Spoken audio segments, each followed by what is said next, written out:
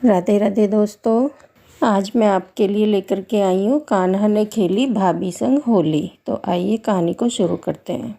वृंदावन के पास एक छोटे से गांव में सुमन नाम की एक लड़की अपने माता पिता के साथ रहती थी। सुमन की सास मालती उस गांव के पंडित जी को जानती थी। वो अपने बेटे के लिए कोई अच्छी लड़की बताने के लिए की बात कहने के लिए ही वो वहाँ आई हुई थी। वहीं उस मंदिर में उन्होंने सुमन को गाते हुए सुना तो वो पंडित जी से बोली, पंडित जी, लड़की बड़ी सुंदर है देखने में और भजन भी बहुत सुंदर गा रही है, क्या नाम है इसका? पंडित जी बोले, मालती बहन, इसका नाम सुमन है, बहुत प्यारी बच्ची है, भगवान कृष्ण की बहुत पूजा किया करती है, बचपन से ही मंदिर में भजन गाती आ रही है। अच्छा, ये तो बहुत अच्छी बात है पंडित जी। अगर कुंडली मिल जाए तो हमारे बेटे मोहन के लिए कैसी रहेगी?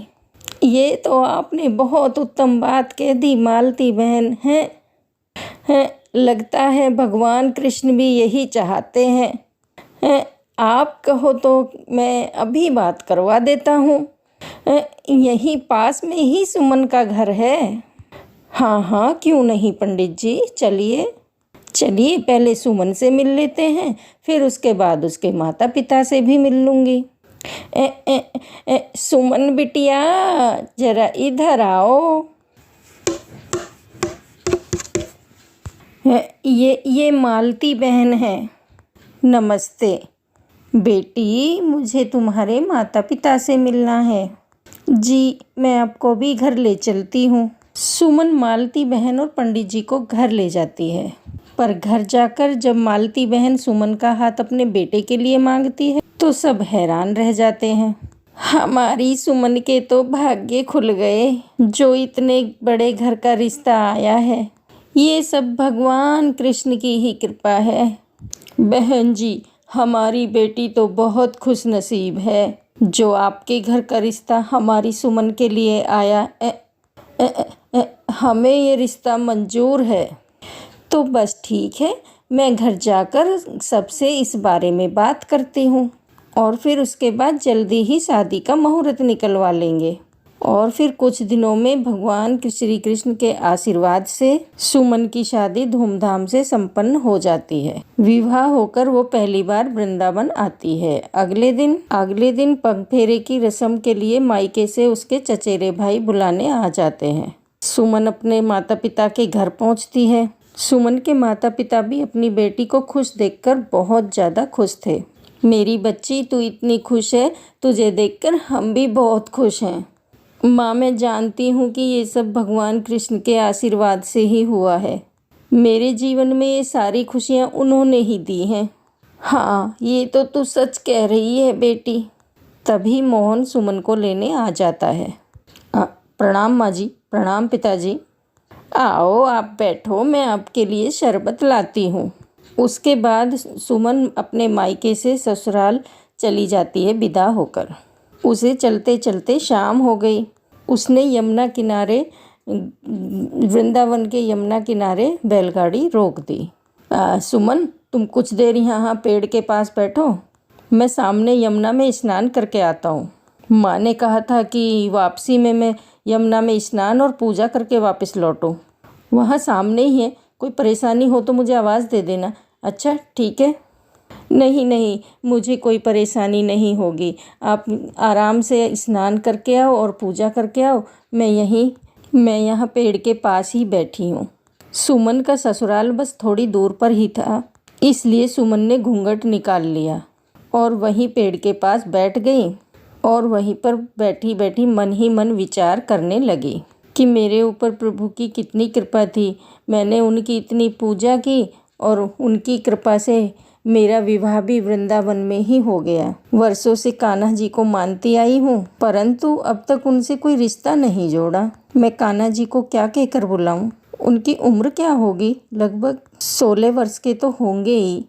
मेरे पति तो 22 वर्ष के हैं, तो कान्हा जी तो उम्र में इनसे थोड़े से छोटे हैं, इसलिए वो तो मेरे पति के छोटे भाई की तरह हुए और मेरे देवर की तरह।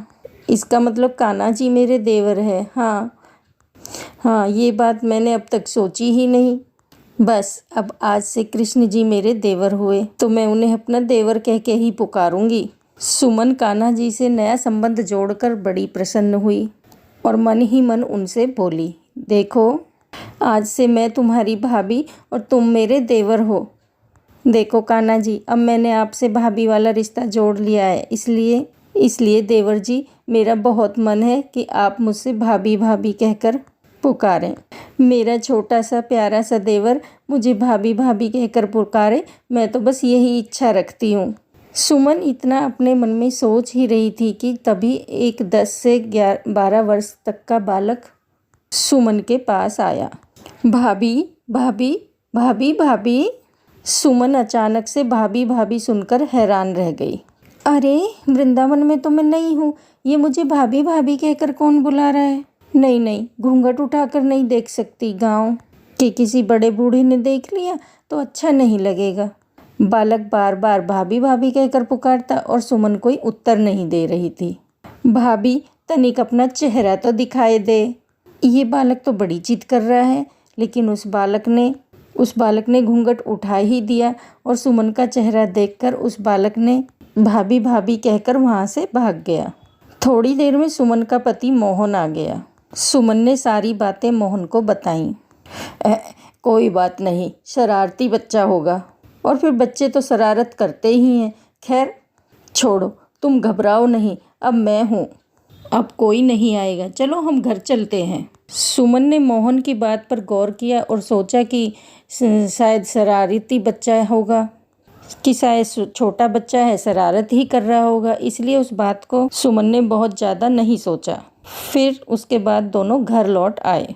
कुछ दिन बाद सुमन की सास ने अपने बेटे से कहा, मोहन बेटा देख, तेरा विवाह हो गया, बहू मायके से भी आ गई, पर तुम दोनों अभी तक बांके बिहारी जी के दर्शन के लिए तक भी नहीं गए।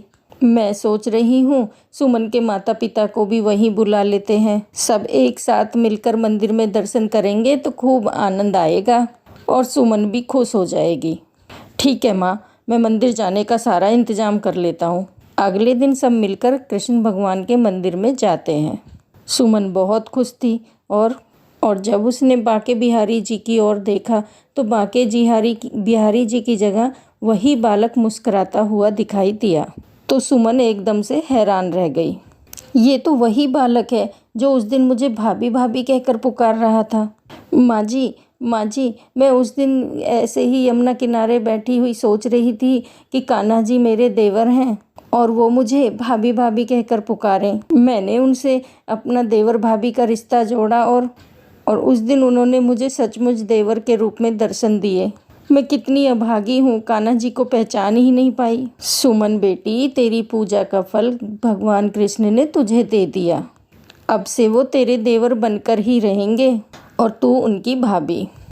तो दोस्तों, अगर आपको कहानी अच्छी लगी है तो लाइक ज़रूर करना, और चैनल पर नए हैं तो चैनल को सब्सक्राइब कर देना, और कमेंट बॉक्स में जय श्री कृष्णा जय श्री राम ज़रूर लिख देना। धन्यवाद।